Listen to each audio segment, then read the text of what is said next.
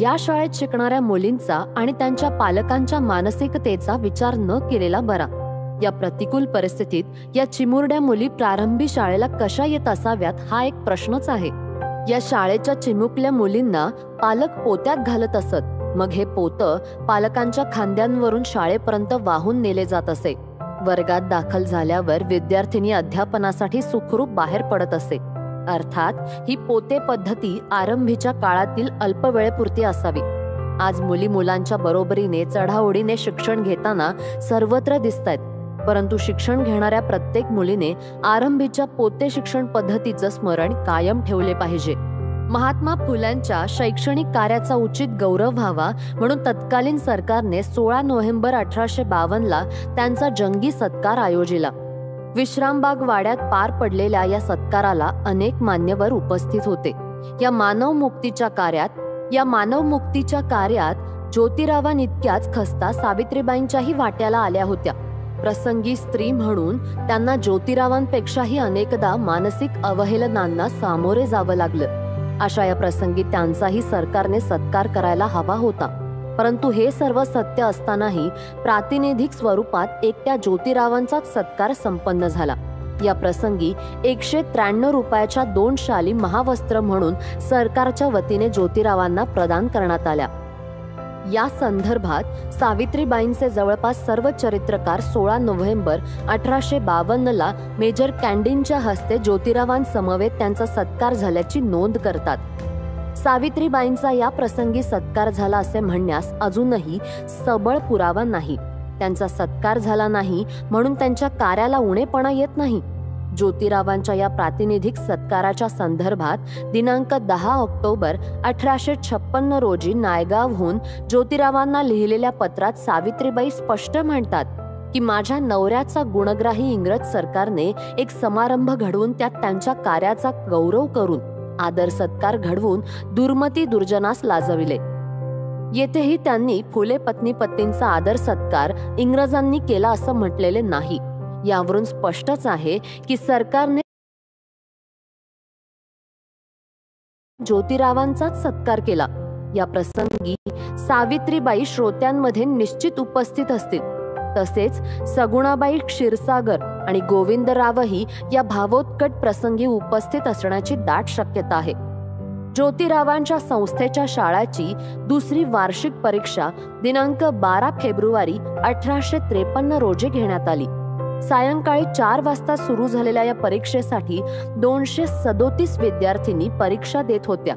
ही परीक्षा पाहण्यासाठी पुना कॉलेजच्या विद्यार्थ्यांसह प्रतिष्ठित मंडळी आणि बघ्यांनी प्रचंड गर्दी केली होती. या संदर्भात प्रसिद्ध झालेल्या अहवालात स्पष्ट म्हटलंय की एवढी अभूतपूर्व गर्दी असलेला कार्यक्रम शहरात यापूर्वी झालेला नव्हता. या प्रसंगी विद्यार्थिनींना कार्यक्रमाच्या अध्यक्षा मिसेस E.C. जोन्स यांच्या हस्ते बक्षीस वितरित करण्यात आले. बक्षीस स्वीकारताना एका चिमुरड्या भगिनीने साड्या पुस्तकांचे बक्षीस न देता आम्हाला शाळेसाठी ग्रंथालय द्या म्हणून स्पष्ट सुचविले. ही सूचना ज्योतिराव आणि सावित्रीबाईंनी अंमलातही आणली. शालेय ग्रंथालयाच्या योजनेची ही सूचना माइलस्टोन ठरली. परंतु दुर्दैवाने या मुलीचे नाव या अहवालात नोंदविले गेले नाही.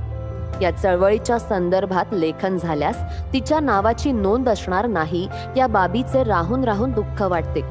अशाच एका शालेय कार्यक्रमाप्रसंगी सावित्रीबाईंच्या मांग महाराच्या शाळेतील शिक्षण घेणाऱ्या मातंग समाजातील 14 वर्षाच्या विद्यार्थिनीने एक निबंध लिहिला. या निबंधाच्या जाहीर वाचन प्रसंगी ज्ञानोदय करते फेअरबँक ही तेथे उपस्थित होते. दिनांक 15 फेब्रुवारी आणि 1 मार्च 1855 रोजी 2 भागात त्यांनी हा निबंध प्रकाशित केला.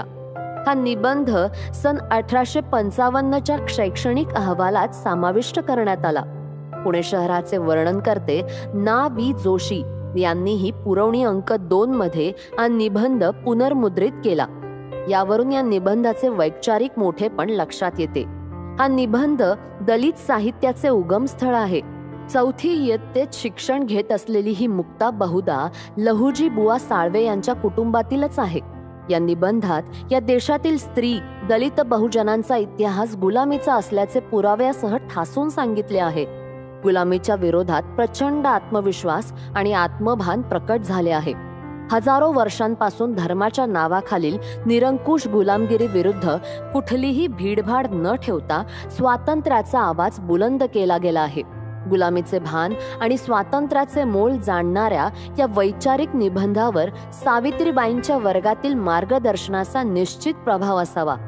या काळी ज्योतिरावांच्या शैक्षणिक कार्याचा आणि स्वकर्तृत्वाचा विचार प्रवाह प्रसंगानुसार सावित्रीबाई शिकविताना वर्गात मांडत असाव्यात. या वयातील विद्यार्थी संस्कारक्षम असल्याने मुक्ताबाईच्या या निबंधावर गुरुच्या अध्यापनाचा प्रभाव पडला असावा. या निबंधावर सावित्रीबाईंनी संस्कारही केले असतील. मुक्ताबाईच्या प्रयोजनाला इथे कमी लेखण्याचे प्रयोजन नाही, परंतु मुक्ताबाईची प्रतिभा जाणून तिच्यावर फुंकर घालण्याचे काम सावित्रीबाईंनी केले असावे. तिच्या धीटपणाला जाणून घेऊन त्या धीटपणाला आणि स्वाभिमानाला सावित्रीबाईंनी मोकळी वाट करून दिली असेल, एवढेच येथे प्रांजळपणे नमूद करावयाचे आहे. महिला सेवा मंडळ नावाची एक संस्था या सुमारास स्थापन करण्यात आली होती.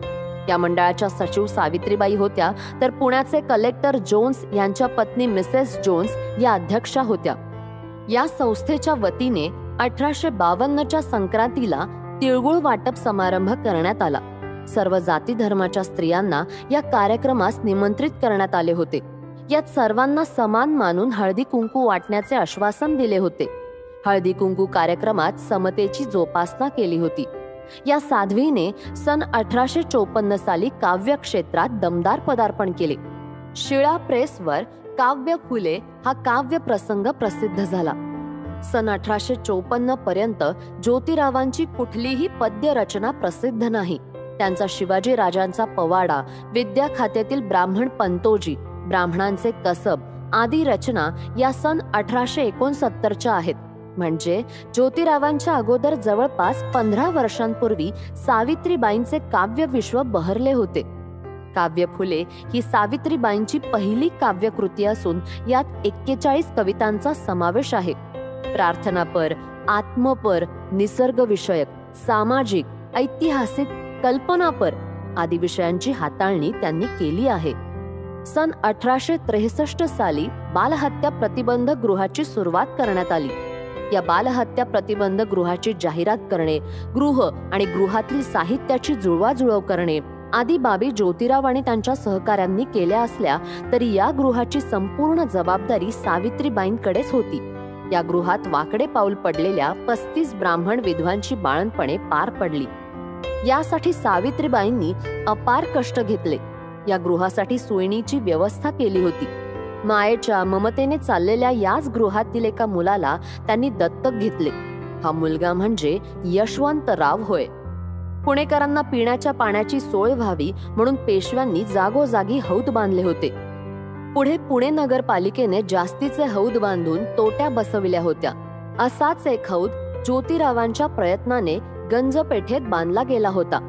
बहुधा पुणे नगरपालिकेचे सदस्य असताना त्यांच्या प्रयत्नाने हा हौद त्यांच्या घराजवळ बांधण्यात आला होता. परंतु अशा सार्वजनिक हौदावर अस्पृश्यांना पाणी भरता येत नसे. सवर्ण मंडळीच्या लहरींवर त्यांना पाणी मिळत असे.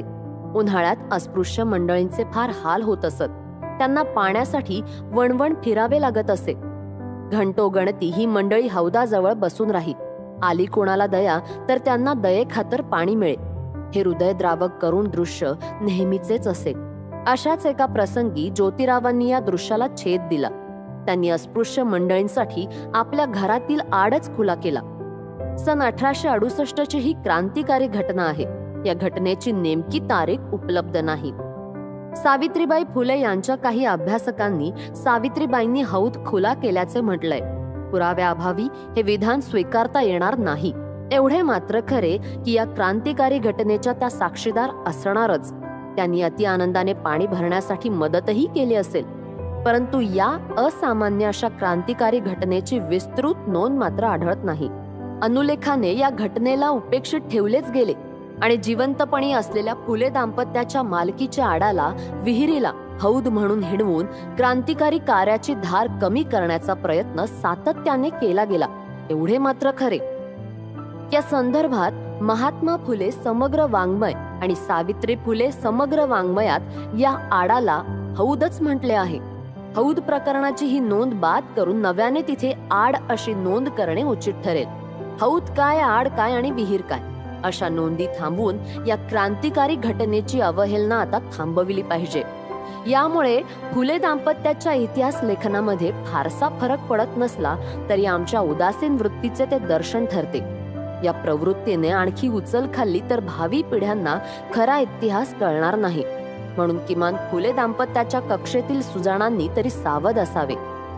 दस्तूर खुद्द ज्योतिरावांनी तारीख 10 जुलै 1887 रोजी तयार केलेल्या मृत्यूपत्रात या आडाच्या संदर्भात म्हटले की त्या कंपाऊंडात आड खणून बांधून काढला आहे.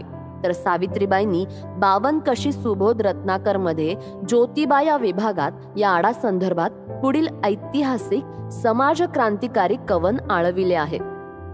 स्वतःच्या विहिरी महारास वाटा, मनुष्यत्व दावी तयाचा सुवाटा, दलितास आदेश शब्दोद्ध साचे, न भूतो चमत्कार ज्योतियुगाचे.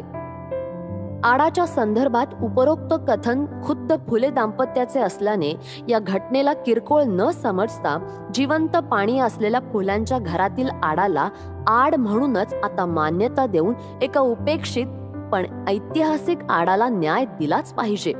दिनांक 24 सप्टेंबर 1873 महात्मा फुल्यांनी सत्यशोधक समाजाची स्थापना केली.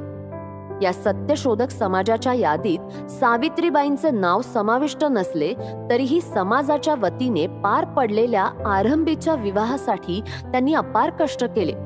या विवाहाचा बहुतांश खर्च त्यांनीच केला.